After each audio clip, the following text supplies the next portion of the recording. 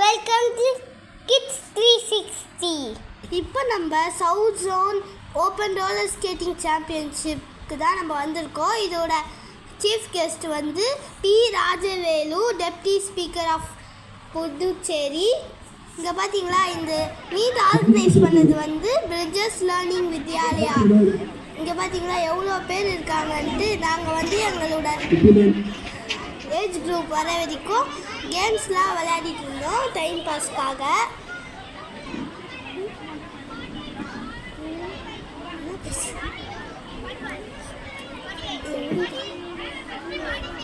அப்புறம் வந்து சின்ன சின்ன பசங்கள்லாம் ஓடிட்டு இருந்தாங்க, ஓட ஆரம்பித்தாங்க.